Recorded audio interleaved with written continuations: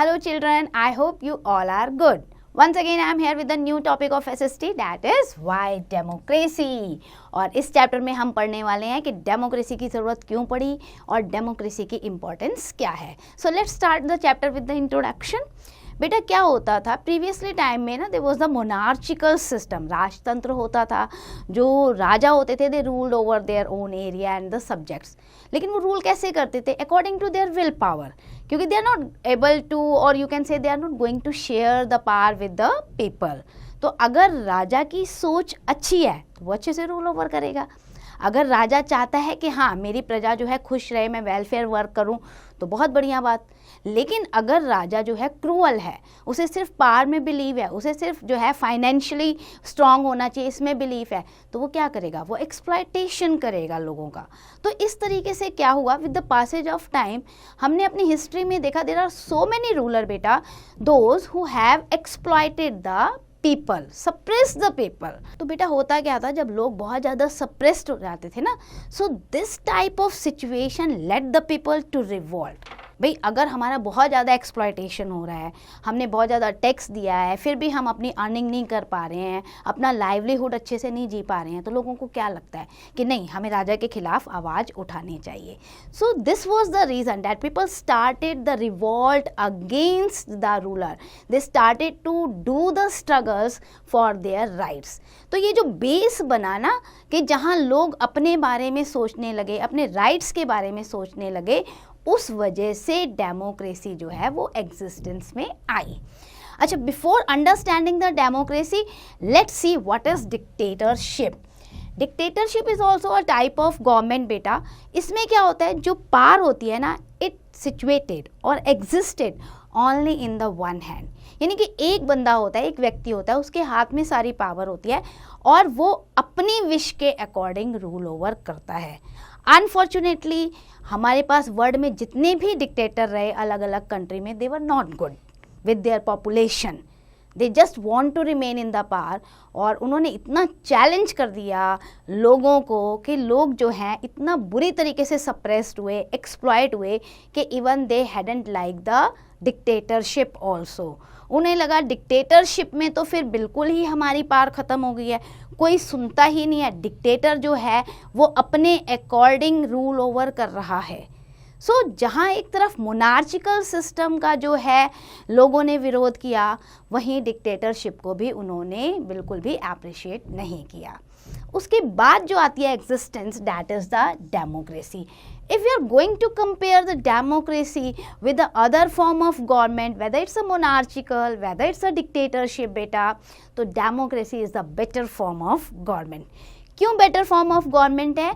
Abraham Lincoln जी ने एक definition दी थी, democracy is the government of the people, by the people and for the people. In 3 words को आप देखिए. Of the people, लोगों की सरकार है. लोगों की सरकार मतलब डेमोक्रेसी में people can contest the election. भाई नेता भी तो हम में से ही कोई एक बनता है ना बेटा, तो लोग जो हैं वो इलेक्शन में कॉन्टेस्ट कर सकते हैं, जीतते हैं तो they can become the leader. Okay, then after that by the people, who is going to choose the leader in democracy? We the people, है ना. हम जब जाते हैं वोट डालने, तो जो लीडर जीतता है वो अपना आगे गवर्नमेंट को चलाता है. तो बाय द पीपल है ये. And then third, for the people. Democracy एक ऐसी काइंड ऑफ गवर्नमेंट है बेटा जो लोगों के लिए काम करती है. अगर उन्होंने वेलफेयर वर्क नहीं किए, डेवलपमेंट वर्क नहीं किए, सो नेक्स्ट इलेक्शन में लोग उन्हें चूज नहीं करेंगे. So that's why democracy is a better form of government, or in other word you can say democracy is the people's government, जहाँ पे लोगों के रिप्रेजेंटेटिव वर्क करते हैं. Now we are going to discuss with the history of democracy.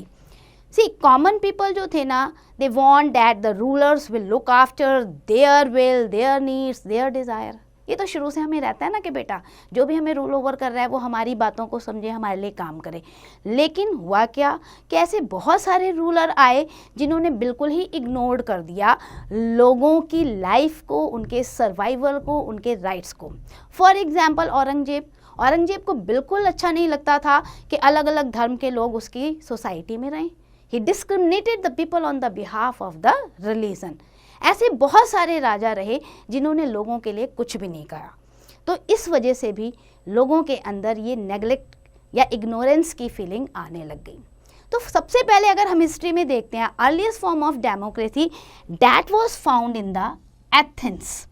Athens आपका बेटा कहाँ पे है? ये ग्रीक सिटी है। और 2500 years ago there was the direct democracy. Now what is direct democracy? Direct democracy होती है बेटा जहाँ पे लोग ना एक जगह इकट्ठे हो जाएं, ठीक है, और इकट्ठे होकर क्या हो कि उनके सामने मैटर रखा जाए और उस मैटर पे वो डिस्कशन करें and they give their direct vote. आमने सामने बात हो रही है, तो दैट इज़ द डेमोक्रेसी। तो ये अच्छा एक शुरुआत थी डेमोक्रेसी की। लेकिन in the modern world we can not form the direct democracy. क्यों? क्योंकि पॉपुलेशन बढ़ चुकी है। पहले तो कम होते थे, जगह ज़्यादा होती थी, तो एक जगह पे आप पॉपुलेशन को कलेक्ट कर सकते थे। लेकिन आज के टाइम पे इतनी ज़्यादा पॉपुलेशन है कि आप ये नहीं कह सकते कि इंडिया के मोर देन 130 करोड़ पीपल को आप कहीं पे कलेक्ट कर लो और फिर उनसे बात करो, क्वाइट नॉट पॉसिबल। तो मॉडर्न वर्ल्ड में डेमोक्रेसी जो इस्टेब्लिश है that is in the indirect form, जिसे हम कहते हैं इनडायरेक्ट डेमोक्रेसी। इनडायरेक्ट डेमोक्रेसी कैसे होती है कि भाई हमने वोट डाला लोगों को, है ना, और जो जीत कर आए वो लीडर बने, उन्होंने गवर्नमेंट को चलाया, तो वो हमारे रिप्रेजेंटेटिव हैं। सो इनडायरेक्टली हम ही चला रहे हैं। सो मॉडर्न वर्ल्ड में क्या हुआ? Indirect democracy. Now, if you are going to see the first revolt that's successful for the democracy, that was the American Revolution and as well as your French Revolution. ये दो देश थे जिसमें बेटा democracy को लेके बहुत ज़्यादा स्ट्रगल हुई, बहुत ज़्यादा क्रांतियाँ हुई। Let's discuss with the American revolution. बेटा American revolution help to strengthen the root of democracy in the world. हुआ क्या था, जो अमेरिका की डिस्कवरी हुई थी 1492 में हुई थी, when the Europeans settled there and form their own colonies.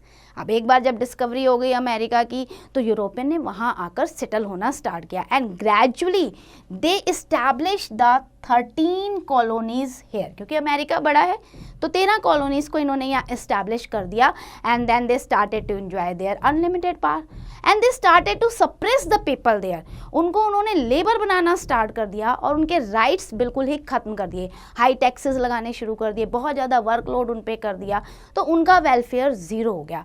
और if you are going to see the main cause of the American Revolution, so number 1 the economic exploitation। America पहले जितना अच्छा था इतना ज़्यादा इकोनॉमिक एक्सप्लॉयटेशन कर दिया था सेटलर्स ने कि लोगों के पास खाने तक के लिए कुछ नहीं था। Then their unwillingness to pay the British Army garrison, भाई ज़बरदस्ती ब्रिटिश आर्मी में क्या करना है, उन्हें रिक्रूट किया जाता था अमेरिकन को कि आप ब्रिटेन के बिहाफ पर जाकर जो है लड़ाई लड़ें। That was also wrong. भाई हम अपने देश के लिए लड़ें, तुम्हारे लिए क्यों लड़ेंगे? तो ये भी एक रीज़न था। And the third reason, they wanted to participate in the government. They always ask कि आप अगर हमारे देश पे रूल ओवर कर रहे हो सो हमें भी उस पार्टिसिपेशन का हिस्सा बनाइए। लेकिन ये 3 कारण जो थे जिसकी वजह से अमेरिकन पीपल में बहुत एंगर आ गया and they started to protest and then it gave the birth to the American revolution and started with an incident in 1773 famously called the Boston Tea Party। ये एक इंसिडेंट था जिसकी वजह से ये क्रांति शुरू हुई। अब ये क्या था, ये टी पार्टी हुआ क्या? In it the people protested against the British monarch and through the tea boxes overboard a ship. उनका यही था कि भाई टी बॉक्सेस लिया और उठा के फेंकना शुरू कर दिया, इसलिए इसका नाम बॉस्टन टी पार्टी रखा गया। This finally led to the war of American independence. धीरे धीरे ये बहुत बड़ी क्रांति का रूप ले लिया और American war of independence start हो गई, जो कि 1775 से लेके 1785 तक चली, around 10 years, and under the leadership of George Washington. You must have heard the name of this George Washington, the president of US. In 1776, Thomas Jefferson due of the American declaration of independence. So finally 1776 में आकर जो है America को independence मिल गई, उसकी वो 13 colonies जो हैं वो आज़ाद हो गई ब्रिटेन से। So in the end the British were defeated और 13 कॉलोनीज को इकट्ठा किया गया और क्या बना फिर उससे, USA, United states of America. The Constitution of America was written in 1787 and adopted in 1789. Its most striking feature is Bill of Rights. ये जो अब आया ना बेटा, बिल ऑफ राइट्स, जहाँ पर इन्होंने लोगों को सभी तरीके के राइट्स प्रोवाइड किए, जो फंडामेंटल राइट्स चाहिए होते हैं ऑल राउंड डेवलपमेंट के लिए लोगों के लिए। So those rights were provided in this constitution. Now let's see the knowledge window बेटा। The United States of America initially formed with its 13 state which has 50 states now. आज America के अंदर 50 states हैं बेटा। Okay, then see here, only 7 prisoners were found in Bastille. This is related to the French Revolution. बेजाइल एक fortress prison था बेटा, और वहाँ पे ये कहा गया कि only 7 prisoners were found in Bastille prison when it was stormed in 1789. मतलब जब इस पे लोगों ने अटैक किया ना तो सिर्फ 7 ही प्रिजनर थे, बाकी कहाँ गए। इसका मतलब उनको बुरी तरीके से या तो मार दिया गया होगा या कुछ मिसयूज़ हुआ होगा, कहीं और भेज दिया गया होगा। तो ये फ्रांस की कहानी से स्टार्ट होता है। तो अब हम डिस्कस करते हैं फ्रेंच रेवोल्यूशन। फ्रांस में क्या था बेटा, मोनार्चिकल सिस्टम था एज यूजुअल, और फ्रांस की सोसाइटी जो थी वो 3 स्टेट्स में डिवाइड थी, first state, second state and third state. अब फर्स्ट स्टेट जो थी उसमें क्लर्जी होते थे, आपके जो फादर होते हैं ना, फादर पॉप क्रिश्चियनिटी में, क्योंकि French was the Christian country, तो जो पॉप और फादर होते हैं वो फर्स्ट स्टेज पे आते थे। देन सेकंड में आते थे आपके नोबल्स वगैरह, जो रूलर्स होते हैं और जो मिनिस्टर्स होते हैं वो सारे आते थे। और थर्ड स्टेट्स में all common people, whether the teachers, doctor, businessman, farmers, everyone counted in the third state. अभी प्रॉब्लम क्या थी वहाँ पर कि जो राजा थे they were not agree to share any power with the people, and day by day what they did, they started to increase the tax. अच्छा, वो ये कहते थे चलो वोटिंग कर लेते हैं, वोटिंग करके हम डिसाइड कर लेते हैं। सो वोटिंग में तो हमेशा थर्ड स्टेट को जीतना चाहिए ना, बट उन्होंने क्या क्राइटेरिया रखा, 1 state is equal to 1 vote. तो ऑलवेज क्या होता था कि जो 1 स्टेट यानी कि पॉप और फादर, फिर उसके बाद जो राजा हो गए उनके 2 वोट काउंट हो गए और लोकल पीपल का 1 वोट काउंट हुआ। तो हमेशा जो बिल था वो उनके अगेंस्ट में चला जाता था। जब भी हाई टैक्स रेज करना है, राजा कहता था वोटिंग करा लो, वोटिंग में ये दो, क्योंकि इन दोनों को तो भाई टैक्स देना नहीं है, tax impose only third state पे होता था। तो हमेशा क्या होता था कि 1 और 2 ये 2 वोट तो हमेशा फेवर में आ जाते थे टैक्स के। तो ये बेचारे चाहे हजारों की संख्या में हो लोकल पीपल, उनका 1 ही वोट गिना जाता था और इसलिए हर बिल पास हो जाता था जो लोगों के अगेंस्ट होता था। सो पीपल इतना ज़्यादा परेशान हो गए थे कि फाइनली 1789 से 1799 तक फ्रेंच रेवोल्यूशन चली बेटा, and started with the storming of बेजाइल।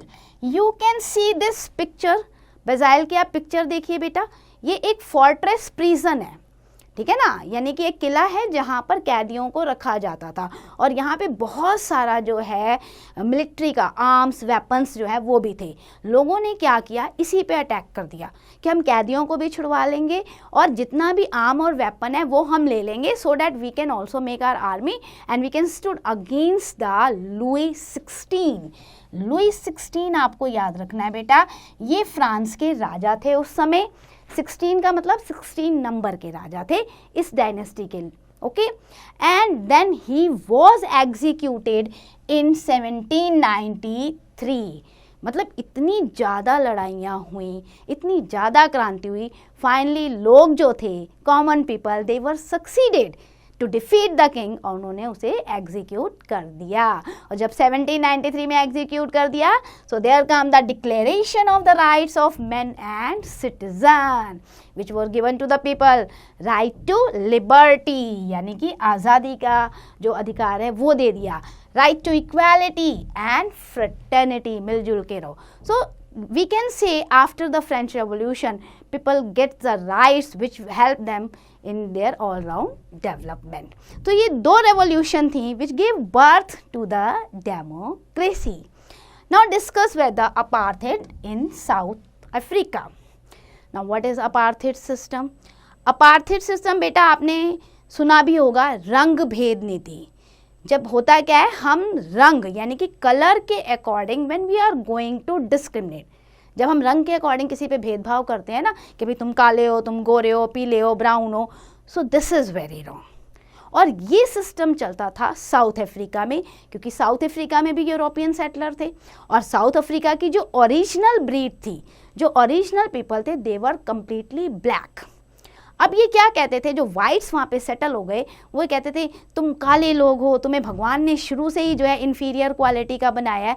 तो इतना ज़्यादा डिस्क्रिमिनेशन था कि उनके स्कूल अलग, उनको बस में जो है बिल्कुल भी सीट नहीं मिलती थी, खड़े होकर ट्रैवल करना पड़ता था, रेलवे कंपार्टमेंट उनके अलग बने हुए थे, सी बीचेस पे जैसे बने होते ना सीटिंग, तो उस पर उन्हें अलाउड नहीं था। मतलब इतना ज़्यादा डिस्क्रिमिनेशन कि अगर बस खाली है और सीट खाली जा रही है, फिर भी एक ब्लैक बंदा जो है उस पर नहीं बैठ सकता। They were not allowed. Schools, education, हर जगह पे इनके साथ डिस्क्रिमिनेशन होता था।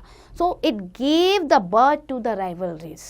गोरे और कालों के बीच में इतनी ज़्यादा लड़ाइयाँ होने लग गई कि सिविल वॉर ब्रोकअप हो गया था और काले लोगों ने अपनी डिमांड्स रखनी शुरू कर दी कि this is very wrong when in this era you are going to discriminate on the basis of the colour. और इसके लिए आपके जो हमारे आज भी मेन हीरो माने जाते हैं, Nelson Mandela. Nelson Mandela south Africa में, उन्होंने इस पे बहुत ज़्यादा जो है लड़ाइयाँ लड़ी, लोगों को अवेयर किया, क्रांति की, और पता है क्या मिला उन्हें जेल जाना पड़ा। 27 year around he spend in the South African jail. लेकिन जब वो वापस आए, सोचो लाइफ के 27 ईयर उन्होंने स्पेंड किए, और वापस आने के बाद भी उन्होंने अपनी लड़ाई नहीं छोड़ी कि ये कोई डिस्क्रिमिनेशन नहीं होता, every people is equal in the society, no discrimination on any behalf. और यही हुआ, धीरे धीरे लोगों ने भी इन्हें सपोर्ट किया और फाइनली साउथ अफ्रीका जो है वो अपार्थाइड सिस्टम से आज़ाद हो गया। And you know, Nelson Mandela became the first black president of South Africa in 1994। तो ये साउथ अफ्रीका की स्टोरी थी। Now we are going to discuss with the systems of power in the world। क्या सिर्फ और सिर्फ democracy चल रही है वर्ल्ड में, या अदर फॉर्म ऑफ गवर्नमेंट भी है? See, the government enjoys the different types of power in the different countries। So यहाँ पे आपको 3 चीफ क्लासिफिकेशन दिए हुए हैं गवर्नमेंट के। नंबर 1 डेमोक्रेटिक और अथॉरिटेरियन गवर्नमेंट, ठीक है, ये आपको इस तरीके से बता रहे हैं। देन पार्लियामेंट्री और presidential form of government, and then third is unitary और federal form of government. So we are going to discuss step by step all these 3 forms. सबसे पहले डिस्कस करते हैं डेमोक्रेटिक या अथॉरिटेरियन गवर्नमेंट। भाई लोगों के पास भी चॉइस थी, डेमोक्रेसी को उन्होंने एंजॉय किया है। अब तो क्या होता है, डेमोक्रेसी क्या है? It's a people's government. Why? Because all the representatives are elected by the people and that too for the fix term. ऐसा तो नहीं है कि हमने उन्हें इलेक्ट कर दिया तो वो ज़िंदगी भर ही रहेंगे प्राइम मिनिस्टर, है ना, ऐसा नहीं है। फिक्स टर्म के लिए वो इलेक्ट होते हैं और after every regular interval country में जनरल इलेक्शन होते हैं। एंड मोर ओवर डेमोक्रेसी में all the basic rights are given to the people and the government, जिसे हम डेमोक्रेटिक गवर्नमेंट कहते हैं, they do the well beings and they do the welfare work of the people. On the other hand, अगर आप authoritarian government को देखोगे, they hold the power by force and people have to say in it? No. लोगों के पास कोई अधिकार नहीं होता कि दे कैन स्पीक, कोई स्पीच ऑफ एक्सप्रेशन नहीं होता। पावर गवर्नमेंट के हाथ में होती है bye it's sweet well. Authoritarian government में क्या होता है कि अगर सरकार के हाथ में पावर है तो भैया अगर वो अच्छी है तो आपके लिए काम करेगी, अगर अच्छी नहीं है तो नहीं करेगी। They are not answerable to the people कि हमने ये काम क्यों नहीं किया। यू कैन नॉट आस्क और criticise any policy of authoritarian government, even they neglect and suppress the people. तो अब आप खुद चूज कर लो कि डेमोक्रेटिक अच्छी है या अथॉरिटेरियन गवर्नमेंट अच्छी है। सेकेंड फॉर्म पे चलते हैं, पार्लियामेंट्री और presidential government. Both these are forms of democracy. ये डेमोक्रेसी की है बेटा। कुछ देशों ने डेमोक्रेसी में पार्लियामेंट्री फॉर्म ऑफ गवर्नमेंट को अपनाया है and some country has adopted presidential form of government under democracy. अच्छा, गवर्नमेंट हैज 3 ऑर्गन्स बेटा। Number 1 is the legislature, second is the executive and the third is the judiciary. Legislature as the name suggest law making body है जो country के लिए rule regulation बनाती है। Executive उन्हीं rule regulation को properly impose करती है, इम्प्लीमेंट करती है।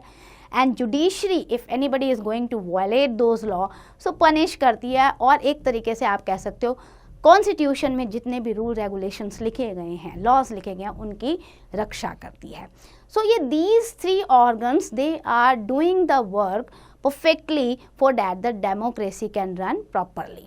So this type of democratic government, whether it's a parliamentary or presidential, depends on the type of relation between these organs, कि इन तीनों organs में आपस में क्या relation है। पार्लियामेंट्री सिस्टम में जो हेड ऑफ द स्टेट होता है ना बेटा, that is the head of the government, like prime minister. क्योंकि जो जिस पॉलिटिकल पार्टी की सरकार आ रही है, ठीक है, उसका जो हेड होगा तो क्या कहलाएगा, हेड ऑफ द गवर्नमेंट। और जब वो हेड ऑफ द गवर्नमेंट है तो उसी को हम अच्छी हाई पोस्ट देते हैं, that is the prime minister post. Okay, now head of the state has only the nominal power. इसका मतलब क्या होता है, जो प्रेसिडेंट बनते हैं ना उनके पास नॉमिनल पावर होती है। प्राइम मिनिस्टर के पास ज़्यादा पावर होती है एग्जीक्यूशन की, लेकिन जो प्रेसिडेंट होते हैं हालांकि वो हाई पोस्ट पे है प्राइम मिनिस्टर से ज़्यादा, उनको उनसे ज़्यादा फैसिलिटीज़ मिलती है, फर्स्ट सिटीजन काउंट होते हैं वो कंट्री के, डिस्पाइट ऑफ दैट उनकी सिग्नेटरी पावर ज़्यादा है ना। तो इंजॉय सबसे ज़्यादा प्राइम मिनिस्टर करते हैं पावर को। So the head of the government is a member of legislature also. जब भी पार्लियामेंट बैठेगी तो जो प्राइम मिनिस्टर हैं, हेड ऑफ द गवर्नमेंट, उन्हें वहाँ जाना पड़ेगा, लोकसभा, राज्यसभा, जितने भी हाउसेस बने हुए हैं वहाँ they are answerable to the people and to the opposition party also, and उनके अंदर जितने भी काउंसिल ऑफ मिनिस्टर हैं they also enjoys the different department. सो कहने का मतलब ये है कि पार्लियामेंट्री फॉर्म में एग्जीक्यूशन पावर प्राइम मिनिस्टर के पास होती है और सिग्नेटरी पावर जो है वो प्रेसिडेंट के पास होती है।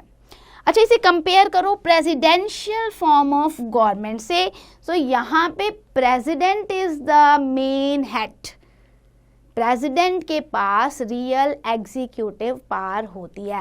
He is not a member of the legislature and not even answerable to the legislature. यहाँ प्रेसिडेंट को पार्लियामेंट में आके कोई आंसर देने की ज़रूरत नहीं है। He remains in his office और हर office for a fix term and can not be removed except by impeachment motion. Now what is this impeachment motion?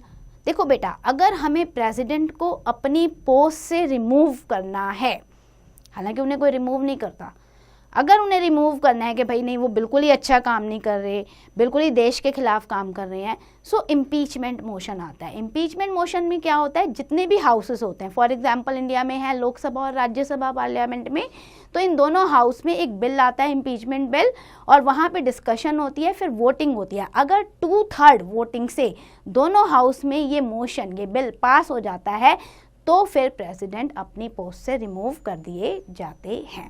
Now both types of government are very effective and working successfully in the world. India is the example of parliamentary form of the government, while America and Brazil is the example of the presidential form of government. अब चलते हैं हम unitary और federal की तरफ। Unitary होती है बेटा जहाँ पे वन लेवल गवर्नमेंट होती है, यानी कि ओनली सेंटर गवर्नमेंट, ठीक है। वहाँ पर सिर्फ एक गवर्नमेंट जो है, एक लेवल की गवर्नमेंट, वो पूरी कंट्री को रूल ओवर कर रही होती है, गवर्न कर रही होती है। लेकिन फेडरल फॉर्म ऑफ गवर्नमेंट क्या होती है, जहाँ पे पॉपुलेशन बहुत ज़्यादा हो जाती है, कंट्री बहुत बड़ी है, एक लेवल पे गवर्नमेंट नहीं चलती, तो वहाँ दो या दो से ज़्यादा लेवल की गवर्नमेंट बनती हैं। फॉर एग्जांपल इंडिया में 28 स्टेट्स हैं, यूनियन टेरिटरीज हैं, पॉपुलेशन बहुत ज़्यादा है, तो सिर्फ एक सेंटर गवर्नमेंट इंडिया के एक एक हिस्से पे अच्छे से गवर्न नहीं कर सकती। So that's why India has adopted the federal form of government where we are having, firstly we were having the 2 level, centre level and state level. फिर 92 में हमने एक 3rd लेवल भी इंट्रोड्यूस कर दिया, that is local self government, like gram panchayat और आपका municipal corporation. So federal form of government में पावर जो है एक लेवल से दूसरे लेवल पे शेयर हो रही है, सो डैट जो है डेवलपमेंट प्रॉपर तरीके से हो पाए। जुडिशरी मे और may not be supreme in this form of government. हालांकि इंडिया में आप देखो जुडिशरी फेडरल फॉर्म में क्या होता है, जुडिशरी जो होती है वो सबसे ज़्यादा पावरफुल होती है, यानी कि सुप्रीम कोर्ट जो है इंडिया का वो पावरफुल है। Now we are going to introduce the example of unitary and federal government। तो आप देखेंगे बेटा जो ब्रिटेन है ना, वहाँ पे सिंगल लेवल की गवर्नमेंट है, यानी सेंट्रल गवर्नमेंट ओनली, और कोई लेवल ऑफ गवर्नमेंट नहीं है, so that is Britain. But अगर आप फेडरल फॉर्म ऑफ गवर्नमेंट देखते हो, सो अमेरिका और इंडिया, यहाँ पे डिफरेंट लेवल की गवर्नमेंट है to govern the country properly. अब चलते हैं हम एलिमेंट्स ऑफ डेमोक्रेसी। भाई डेमोक्रेसी इतनी फेमस हो गई है, every country and people they want that in their country there should be a democratic form of government. So democracy gives the voice to the aspirations of the people. हमें बोलने का अधिकार मिलता है, इक्वालिटी मिलती है, participate in the decision making. तो we feel very happy कि भैया सरकार जो है हमारी बातों से चल रही है, हम जो कह रहे हैं हमारी बातों को भी सुना जा रहा है। So what are the elements of democracy? सबसे पहले इक्वालिटी। ये जो फॉर्मल इक्वालिटी है ना, वो डेमोक्रेसी प्रोवाइड करती है। In democracy there is no discrimination on any behalf, whether it's race, colour, religion, caste, language, any behalf. Democracy में कोई डिस्क्रिमिनेशन नहीं होता है। Everybody is equal in the eyes of law and everybody enjoys the same kind of rights. Then अगर आप देखोगे India में हमारे कॉन्स्टिट्यूशन में we are providing the 6 fundamental rights so that our people can develop properly. Number 1 right to equality हम दे रहे हैं सभी को. Then right to freedom, right against exploitation. अगर आपका कहीं एक्सप्लॉयटेशन हो रहा है, ज़बरदस्ती कोई चाइल्ड लेबर करा रहा है, you can go to the high court. Right to freedom of religion, आप किसी भी धर्म को मान सकते हो, कैसे भी प्रोपोगेट कर सकते हो without using the arms and weapon and without harming the other religion. आप अपने धर्मों को प्रोपोगेट करो, ठीक है। देन आपके पास कल्चरल एंड एजुकेशन राइट्स है, आप अपने कल्चर को इंक्रीज कर सकते हो, लाइब्रेरी खोल सकते हो, अपने ट्रेडिशन और कल्चर से लेके अपने बुक्स, अपने आर्टिकल्स प्रिंट कर सकते हो, लेकिन हमेशा ध्यान रखना है किसी और के कल्चर को हमें हर्ट नहीं करना है। Then rights to constitutional remedies, इसका मतलब ये होता है कि मान लो ऊपर के ये 5 राइट्स जो हैं किसी ने वॉयलेट कर दिए, नहीं मान रहा कोई, तो फिर हम क्या करें? तो इसको पावरफुल बनाने के लिए ये राइट टू कॉन्स्टिट्यूशनल रेमेडीज दिया गया कि जिसके अंदर अगर आपका कोई भी फंडामेंटल राइट्स वॉयलेट हो रहा है, so you can directly approach to the high court. So we can say that Constitution of India is a wonderful constitution which provide the justice, liberty, equality, fraternity to all its citizens. Just check the knowledge window. The Constitution of India is the lengthiest constitution in the world. सबसे लंबा 12 बल्कि volume में ये लिखा गया constitution है. चलो अब चलते हैं दूसरे एलिमेंट पे, that is the decision making mechanism. See, the government has to perform various tasks. Various function, है ना, and all people in democracy participate in the decision making, but in view of large population it is not possible कि भैया मैं हर एक को बुलाऊँ, आप भी आ जाओ, आप भी आ जाओ, आप भी आ जाओ और भाई डिसीजन लो, तो ये तो पॉसिबल नहीं है। सो डायरेक्टली लोग डिसीजन मेकिंग प्रोसेस में नहीं होते, but indirectly we participate in the decision making mechanism. बेटा इन इंडिया अगर आप देखोगे ना, we are having the different level of government, और जो हमारे रिप्रेजेंटेटिव हैं जिन्हें हमने इलेक्ट किया है, तो हमारे पास भी तो पावर है ना, वी इलेक्टेड देम, और फिर वो रिप्रेजेंटेटिव जाके हमारे बिहाफ पे डिसीजन लेते हैं। अच्छा, इंडिया में 3 लेवल की गवर्नमेंट है। नंबर 1 जो है हमारी सेंटर लेवल, देन हमारी आती है state level, and after that मैंने आपको बताया था 1992 में हमने इंट्रोड्यूस की 3rd level, that is the local self government. ये तीनों ही लेवल के जितने भी रिप्रेजेंटेटिव हैं अपने आप नहीं आते, कोई भी ऐसा नहीं है कि भाई नॉमिनेट हो गया या किसी का फैमिली मेम्बर उठ के कुछ भी बन गया, नहीं, तीनों लेवल की गवर्नमेंट में इलेक्शन होता है, रिप्रेजेंटेटिव जो हैं वो जीत कर आते हैं।